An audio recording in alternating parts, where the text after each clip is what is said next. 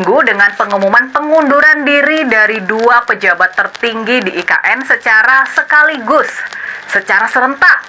Ya, secara mengherankan juga. Pak Bambang Susantono, Kepala Otorita IKN, dan Pak Doni Rahayu, Wakil Kepala Otorita IKN, keduanya akhirnya resmi mengundurkan diri. Pastinya, akal sehat kita mengatakan nggak mungkin nggak ada apa-apanya. Nggak mungkin nggak ada yang benar-benar berbau busuk di balik pengunduran diri serentak dari kepala dan juga wakil kepala IKN ini. Pasti di balik semua ini ada masalah yang sangat besar. Mungkin saja masalah ini bahkan terkait dengan pelanggaran hukum, atau paling enggak ada potensi pelanggaran hukum yang benar-benar besar. Ini benar-benar rumit ya. Pak Bambang Susantono dan Pak Doni Rahayu adalah dua orang dengan latar belakang profesional, bukan politisi. Pak Bambang Susantono memang seorang birokrat yang lama berkarir di Kementerian Pekerjaan Umum. Dia ini seorang insinyur lulusan Universitas California di Berkeley. Sebelum menjadi Kepala Otorita IKN, dia bertugas sebagai Wakil Presiden Bank Pembangunan Asia atau ADB dengan spesialisasi tugas di bidang pengelolaan pengetahuan dan pembangunan berkelanjutan. Sementara itu, Pak Doni Rahayu berlatar belakang seorang arsitek. Sebelum ditugaskan di IKN, dia menjabat sebagai Managing Director di Sinarmas Land, pengembang kawasan kota modern BSD, kawasan Bumi Serpong Damai di bagian barat Jakarta.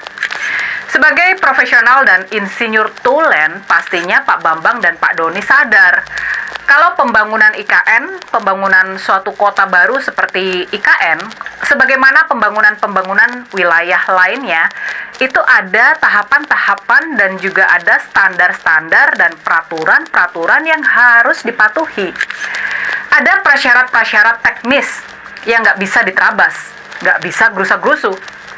Tapi, masalahnya, ini nih yang tampaknya jadi sumber masalah. Masalahnya mereka punya atasan. Mereka punya klien yang suka gerasa-gerusuk. Mereka punya klien yang nggak sabaran. Mereka punya atasan yang benar-benar kesusu. Mereka punya atasan yang juga suka menekan-nekan. Atasan mereka itu adalah Presiden Joko Widodo dan juga menteri andalannya yang bernama Basuki Hadi Mulyono. Nah, Pak Jokowi ini benar-benar pimpinan yang sekarang ini terasa benar serba gerusa-gerusunya. Dia ingin bisa berkantor di IKN di bulan Juli besok. Dan kalau dia sudah berkantor di IKN, itu berarti beberapa menteri dan staf birokrasi pun harus segera pindah. Harus segera terbang ke Pulau Kalimantan. Pertanyaannya sekarang, apakah IKN memang benar-benar siap buat dihuni oleh seorang presiden? Ditinggali seorang presiden dengan segala keribetan protokoler dan pengamanannya. Apakah IKN sudah benar-benar siap?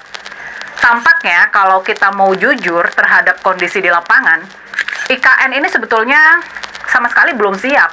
Dan baik Pak Bambang maupun Pak Doni, mereka ini sama-sama sadar soal ini.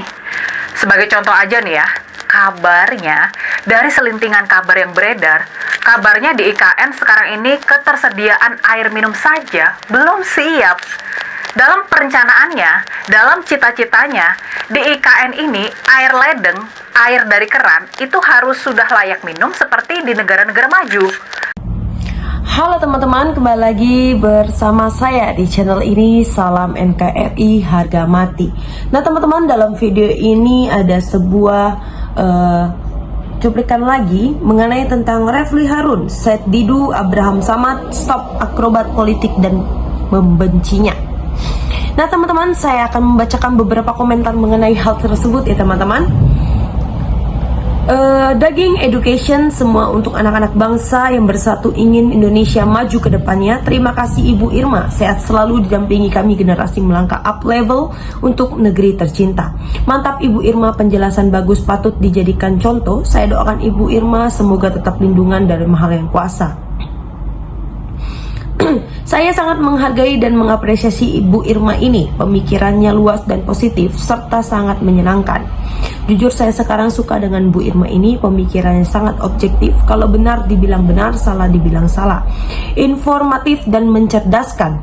Apa yang disampaikan Bu Irma, kelebihan Jokowi yang diinternalisasikan Prabowo dan keterbatasan fisik Prabowo dan di cover Gibran, Prabowo Gibran akan menjadi duet maut yang sinergis dan memberikan harapan yang lebih baik untuk bangsa Indonesia ini. Selama 2 periode memimpin, Jokowi mampu menunjukkan prestasi dan kualitasnya sebagai negarawan yang mampu menanggapi politisi, pejabat publik, dan pihak-pihak yang berseberangan dengannya. Bu Irma betul-betul sangat objektif dalam memberikan penilaian dan berdiri tegak lurus sebagai wakil rakyat dan tidak memihak ke pemerintahan tapi juga tidak di oposisi. Yang salah ya dikatakan salah, yang benar dikatakan benar. Betul-betul kerja untuk rakyat, semoga Bu Irma sehat selalu. Politisi Nasdem yang saya sangat suka karena pemikirannya sangat jernih dan rasional sekali, memang tepat untuk Bu Irma Suryani. Caniago dengan argumentasi yang lugas dan tegas, diskusi pada podcast ini menjadi menarik untuk dilihat sampai akhir. Terima kasih Bu Irma telah memberikan pencerahan berharga pada kesempatan ini. Bravo Bu Irma, penjelasan Bu Irma isinya daging semua.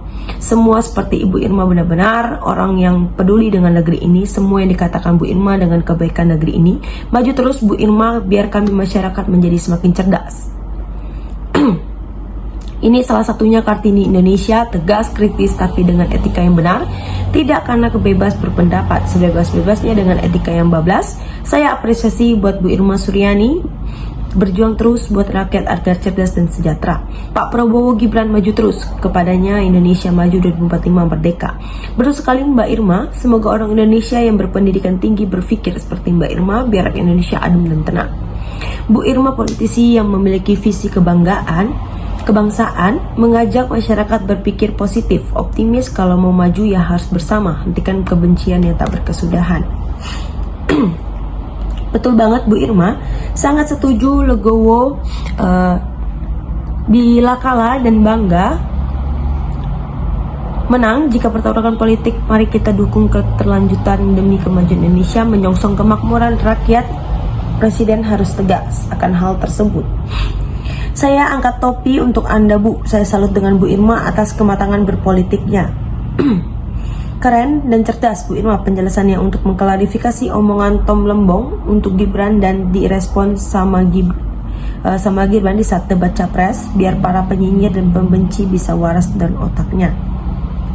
Bu Irma adalah salah satu politisi idola saya yang jujur, tegas, objektif, kritis, dan penuh integritas. Cocok juga sebagai Menteri Kabinet Merah Putih. Sayangnya beliau tidak terpilih. Beliau adalah politisi yang mengedepankan akal sehat di antara elit politik yang hanya mementingkan diri sendiri atau partai dan tidak dewasa dalam berpolitik. Saya sebagai orang kecil setuju dengan pernyataan Bu Irma yang selalu memberi statement dan yang realistis, logik, dan menuduhkan, selalu bicara kebenaran. Inilah contoh negarawan sejati. Pasangan Prabowo Gibran merupakan pasangan presiden dan wakilnya saling melengkapi. Presiden akan menjalankan tugas kenegaraan dan lebih strategis, sedangkan wakil menjalankan tugas pengawasan dan pembangunan dalam negeri. Nah, teman-teman, sahabat-sahabat dari netizen 2045, silakan berikan tanggapan teman-teman dalam kolom komentar ini, sehingga kita dapat bertukar pikiran antar satu dengan yang lain dalam kolom komentar ini.